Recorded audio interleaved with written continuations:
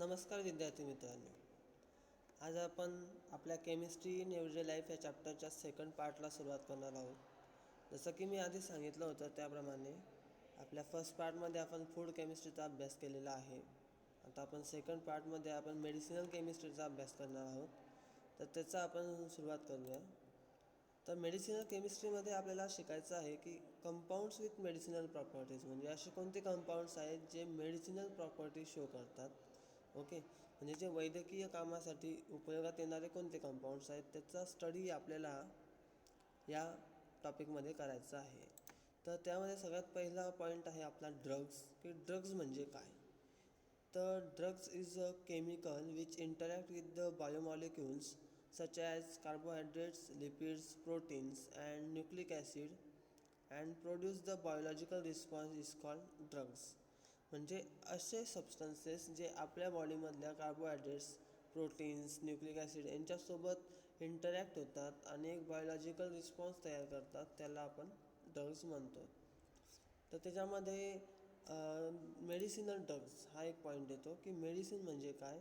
तर drugs having the therapeutic and useful biological response is use as medicine, म्हणजे ज्याचा आपल्याला थेरपी म्हणून यूज करता येईल असा ड्रग्स, ज्याचा आपण थेरपी म्हणूनही यूज करू शकतो आणि आपल्या बॉडीचा एक युजफुल रिस्पॉन्स आपल्या बॉडीला मिळेल, तो जो ड्रग आहे त्याला म्हणतो आपण मेडिसिन. जसं की आपलं डोकं दुखतं आहे तर आपण जी गोळी घेतो त्या गोळीमुळे आपलं डोकं दुखणं बंद होतं. याचा अर्थ काय की ती जी बायोलॉजिकल रिस्पॉन्स आपल्या बॉडीने दिलेला आहे ते ड्रग कन्झ्युम केल्यानंतर, की तो आपल्यासाठी युजफुल आहे, आपलं डोकं दुखणं थांबलं.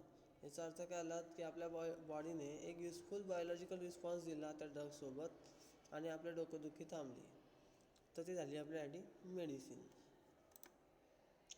तर ह्याच्यातला एक मेन पार्ट असा आहे की ड्रग डिझाईन. तर ड्रग डिझाईन हा पार्ट मेन का असेल, तर drug design is an important branch of medicinal chemistry which aims to synthesize the new molecules having the better biological response. म्हणजे नवीन नवीन सबस्टन्सेस, नवीन नवीन मॉलिक्युल्स तयार करायचे जे बेटर बायोलॉजिकल रिस्पॉन्स तयार करतील, म्हणजे यांचा आपल्या बॉडीवरती चांगला परिणाम होईल, लवकर आपली बॉडी रिकवर होईल एखाद्या दुखण्यापासून. त्याच्यासाठी ड्रग डिझाईन हा एक इम्पॉर्टंट ब्रांच आहे, ज्याचा उपयोग करून आपण नवीन नवीन सिंथेसिस करू शकतो ड्रग्सचे, जे आपल्यासाठी युजफुल राहतील. नेक्स्ट पॉईंट आहे आपला ॲनाल्जेसिक्स. तर ॲनाल्जेसिक्स इज व्हॉट. त्याच्या आधी ॲनाल्जेसिस म्हणजे काय ते बघू. की algesis is a Greek word meaning of feeling of pain. म्हणजे काय, तर algesic is what, it is the feeling of pain, म्हणजे आपल्या वेदनेची जाणीव होणे, याला ग्रीकमध्ये ॲल्जेसिस असा शब्द आहे. आणि the drug which gives the relief from pain is called as analgesics. म्हणजेच काय, तर analgesics is what, it is the drugs which relief from pain, जो आपल्याला आपल्या दुखण्यापासून, आपल्या वेदनेपासून रिलीफ देतो, त्याला म्हणतो आपण ड्रग. कोणता, ॲनाल्जेसिक ड्रग्स. तर ॲल्जेसिस म्हणजे काय, फिलिंग ऑफ पेन, म्हणजे वेदनेची जाणीव करणारी जी गोष्ट आहे त्याला आपण ॲल्जेसिस म्हणतो. आणि ॲल्जेसिस या वर्ड्सपासून ॲनाल्जेसिक्स हा वर्ड तयार झाला आहे, ज्याचा अर्थ असा होतो की त्या पेनपासून आपल्याला मुक्ती मिळणे, रिलीफ होणे. आणि जो ड्रग्स आपल्याला वेदनेपासून मुक्ती देतो त्याला म्हणतो आपण ॲनाल्जेसिक्स. ओके. तर ॲनाल्जेसिक्समध्ये most of the analgesics are anti inflammatory drugs which kills pain by reducing the inflammation and swelling. Inflammation म्हणजे काय, सूज. ओके, सूज किंवा आपल्याला दुखापत होते त्याला आपण इन्फ्लेमेशन म्हणतो, जळजळ वगैरे होणे. तर मोस्ट ऑफ द ॲनाल्जेसिक्स म्हणजे जे पेन किलर्स आहेत, most of the ॲनाल्जेसिक is what, they are the pain killers, जे आपला पेन कमी करतात. ते काय आहेत, अँटी इन्फ्लेमेटरी ड्रग्ज आहेत. They R what, they are anti inflammatory drugs.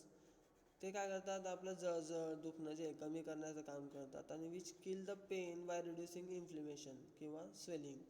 तर स्वेलिंग म्हणजे काय, सूज, आपली सूज कमी करून किंवा जळजळ कमी करून आपल्याला त्या पेनपासून रिलीफ करण्याचं काम हे ॲनाल्जेसिक ड्रग्स करत असतात. तर सगळ्यात पहिला मुद्दा असा आहे की 1900 काळामध्ये अन एक्स्ट्रॅक्ट ऑफ बार्क ऑफ विलो प्लांट. विलो प्लांटचा जो बार्क म्हणजे खोड, त्या खोडपासून जे एक्स्ट्रॅक्ट निघतं त्याचा use as a pain killer. ते 19व्या शतकामध्ये आपण त्याचा यूज करत होतो. विलो प्लांटचा जो बार्क होता म्हणजे खोड होतं, त्या खोडचा जो एक्स्ट्रॅक्ट आहे त्याचा जो आपण पेन किलर म्हणून तेव्हा करत होतो. तर याच्यानंतर हळूहळू त्याच्यावर स्टडी केला गेला तर त्याच्यामध्ये एक ॲक्टिव्ह इन्ग्रेडियंट सापडला. तो ॲक्टिव्ह इन्ग्रेडियंट होता सॅलिसिलिक ॲसिड. त्याला दुसरं नाव आहे 2 हायड्रॉक्झी बेन्झोइक ॲसिड. तर हा सॅलिसिलिक ॲसिड जो होता तो एक ॲक्टिव्ह इन्ग्रेडियंट होता कशामध्ये, या विलो प्लांटच्या बार्कमध्ये, जो आपल्याला पेन किलर म्हणून काम करत होता 19व्या शतकामध्ये. तर हा सॅलिसिलिक ॲसिडपासून आपण पेन किलर म्हणून यूज करत होतो, बट त्याचे काही डिसॲडव्हान्टेज होते, म्हणजे काही साईड इफेक्ट्स होते ज्याच्यानंतर आपल्याला त्रास व्हायचा. म्हणून त्याच्यावरती स्टडी करून त्याचं प्युरिफिकेशन मॉडिफिकेशन करून त्यापासून ॲस्पिरिन नावाचा नवीन ड्रग तयार झाला. जर तुम्ही खाली बघू शकता की सॅलिसिलिक ॲसिड आहे आणि त्या शेजारी ॲस्पिरिन ड्रग आहे. तर याचंच मॉडिफिकेशन करून एक ॲस्पिरिन ड्रग तयार झालेला आहे आणि तो ॲस्पिरिन ड्रग आपण ॲज अ पेन किलर सध्या यूज करतो. तर सॅलिसिलिक ॲसिडचे साईड इफेक्ट जे होते ते कमी झाले त्याचं मॉडिफिकेशन केल्यामुळे, आणि ॲस्पिरिन हा नवीन ड्रग तयार झाला जो कमी साईड इफेक्ट देईल आणि आपल्याला ज्याची गरज आहे तो त्याचा आपण उपयोग करू शकतो. तर नाऊडेज, सध्याच्या काळामध्ये आपण paracetamol is use as a pain killer. म्हणजे ॲस्पिरिन आणि पॅरासिटेमॉल हे दोन जे ड्रग्ज आहेत they are use as a pain killer. याचं स्ट्रक्चर तुम्हाला समोर दिसत आहे, मॉलिक्युलर स्ट्रक्चर ऑफ पॅरासिटेमॉल. तर पॅरासिटेमॉल आणि ॲस्पिरिन आपण यूज करतो ॲज अ पेन किलर सध्याच्या डेजमध्ये. नंतर आहे अँटीपायरेटिक्स. अँटीपायरेटिक्स म्हणजे काय, तर pyrexia means increase in body temperature. पायरेक्झियाचा अर्थ काय होतो, increase in body temperature increase करण्यामध्ये पायरेक्झिया असतो. म्हणजेच काय की बॉडी टेम्परेचर इन्क्रीज होणं यालाच नाव आहे पायरेक्झिया. आणि अँटीपायरेटिक्स काय काम करतात, they are use as a reduce fever.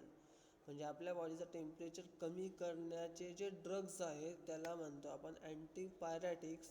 आणि पायरेटिक्सचा अर्थ होतो टेम्परेचर आणि पायरेक्झियाचा अर्थ होतो इन्क्रीज इन बॉडी टेम्परेचर. आपल्या बॉडीचं जर टेम्परेचर वाढतं आहे तर त्याला म्हणतो पायरेक्झिया, आणि ते कमी करण्याचे काम जे ड्रग्स करतात त्याला म्हणतो आपण अँटीपायरेटिक्स.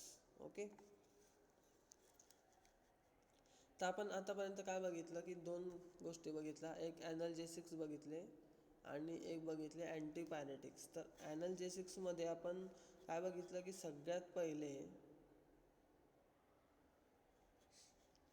आपण जो विलो प्लांट होता त्याचा जो बार्क होता त्याचा एक्स्ट्रॅक्ट घेतला कधी खूप आधी 19व्या शतकामध्ये. त्याच्यामध्ये सॅलिसिलिक ॲसिड हे ॲक्टिव्ह इन्ग्रेडियंट्स होतं जे आपण आपण त्याला म्हणतो की पेन किलर म्हणून यूज होत होतं.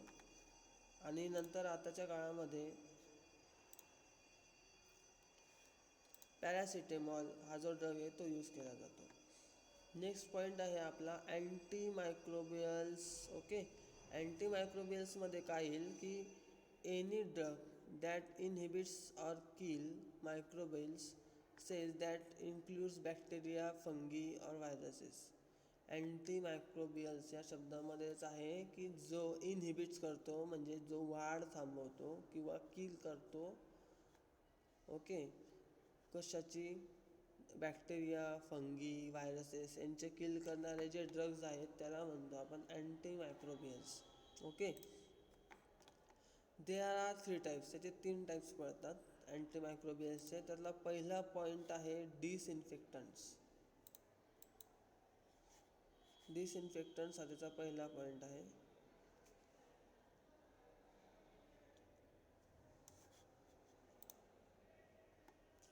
The disinfectants is what? Disinfectants are non-selective antimicrobials which kill a wide range of microorganisms including bacteria.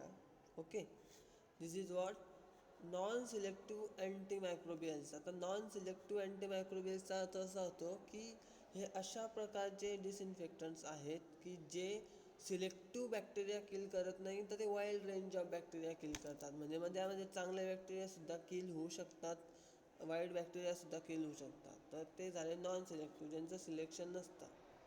Okay, which kill the wild range of micro organisms including bacteria. जर मला पिक्चरमध्ये दिसतच असेल जे आपण घरामध्ये यूज करतो डिसइन्फेक्टन्स, ते आपण त्याच्यामध्ये बघू शकतो.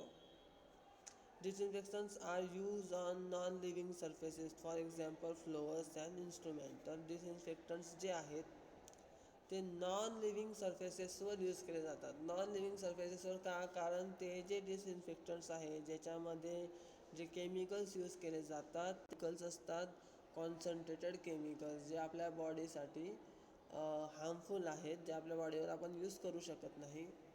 त्याच्यामुळे त्याचा उपयोग केला जातो नॉन लिव्हिंग थिंग्सवरती. आणि मग ते नॉन सिलेक्टिव्ह आहेत. नॉन सिलेक्टिव्हचा अर्थ असा होतो की जे ठराविक बॅक्टेरिया नाही किल करत, ते सगळ्या प्रकारच्या बॅक्टेरिया किल करण्यासाठी यूज केला जातो. नेक्स्ट पॉईंट आहे आपला antiseptics. The antiseptics are use to sterilize surfaces of living tissues when the risk of infection is very high, such as during surgery on wounds and so on.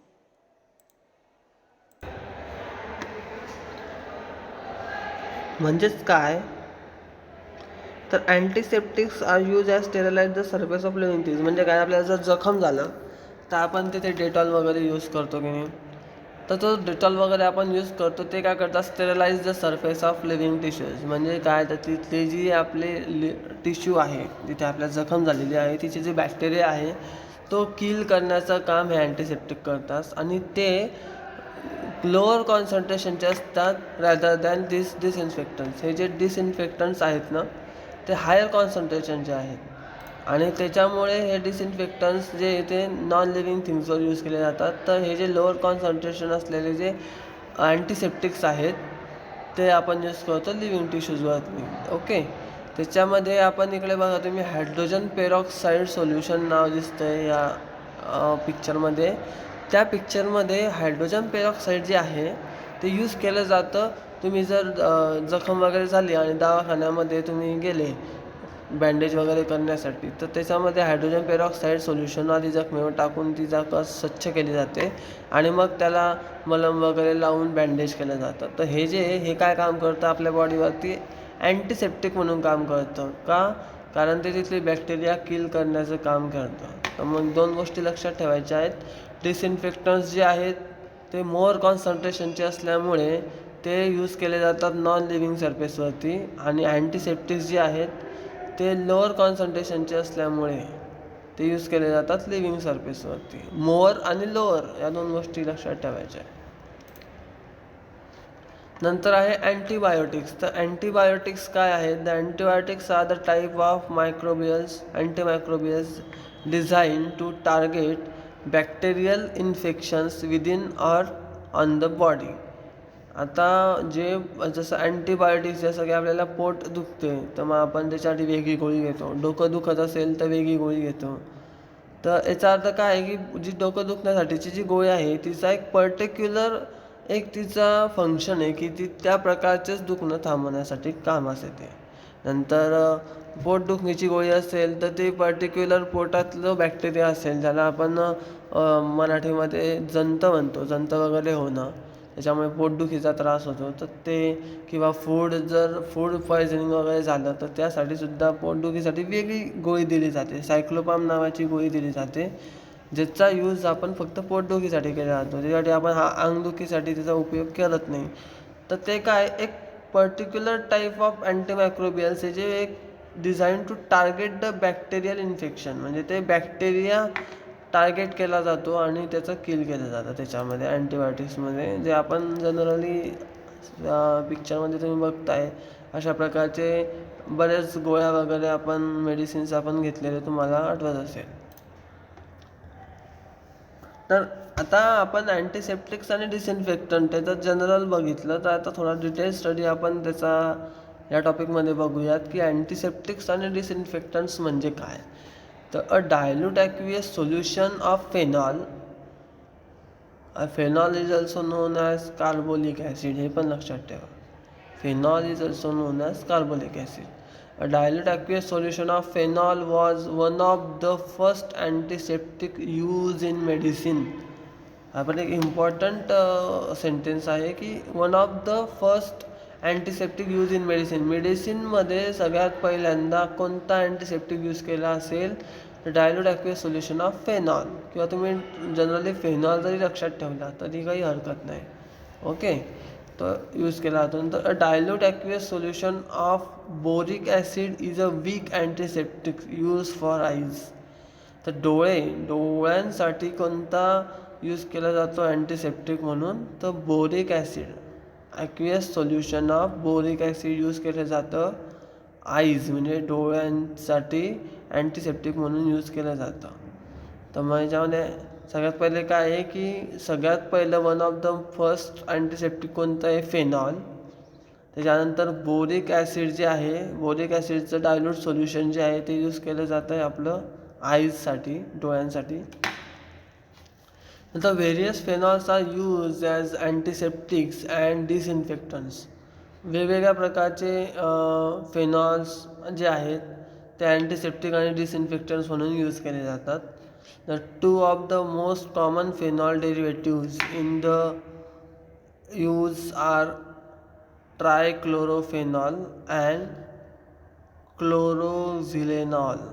हे पण लक्षात ठेवा की दोन मोस्ट कॉमन फेनॉल डेरिव्हेटिव्स कोणते जे आपण antiseptic आणि डिसइन्फेक्टंट म्हणून यूज करतो, तर ते आहे ट्रायक्लोरोफेनॉल, त्याला शॉर्टकटमध्ये TCP म्हणतो, ट्रायक्लोरोफेनॉल, अँड क्लोरोक्झिलेनॉल.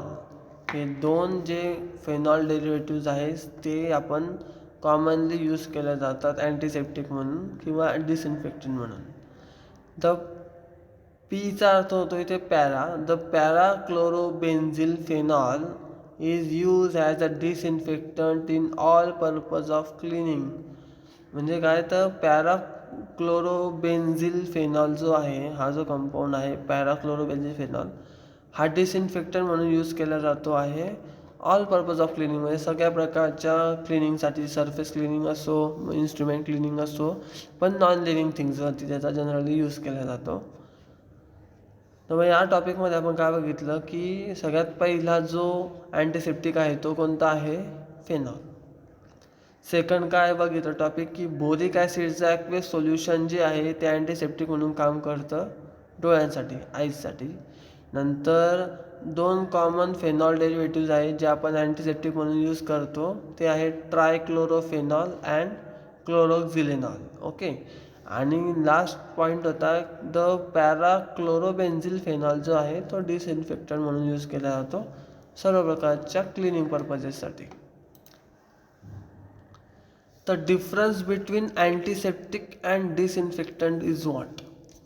अँटीसेप्टिक आणि डिसइन्फेक्टंट्समध्ये डिफरन्स काय आहे, तर they stop the growth of micro organisms or kill them only on living surfaces. म्हणजे अँटीसेप्टिक्सचं काम काय आहे, ते स्टॉप द ग्रोथची स्टॉप, जी ग्रोथ आहे ती स्टॉप करतायत ऑफ मायक्रो ऑर्गॅनिझम्स.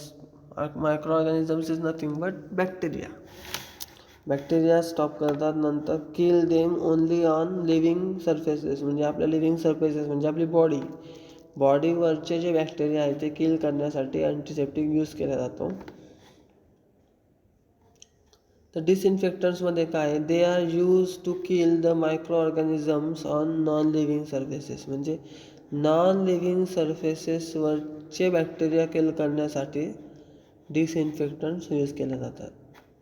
तर अँटीसेप्टिक यूज केले जातात लिव्हिंग सर्फेसेसवरती, डिसइन्फेक्टंट्स यूज केले जातात non living सर्फेसेसवरती.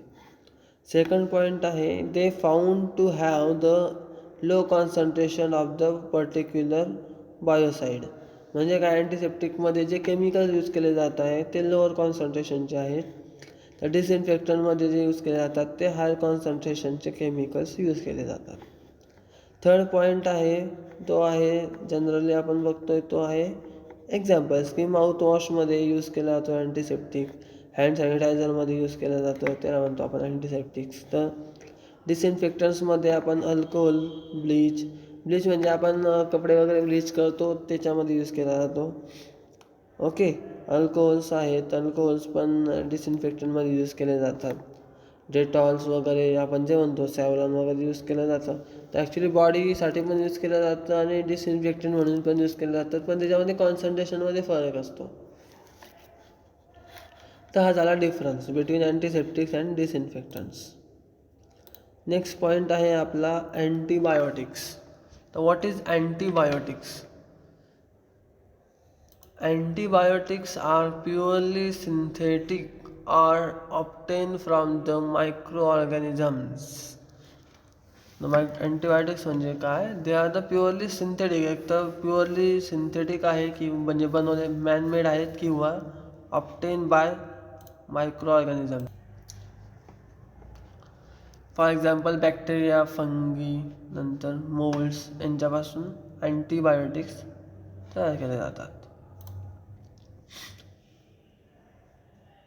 Paul Ehrlich discovered the first effective treatment of syphilis by synthetic antibiotic named सॅल्वेरसान.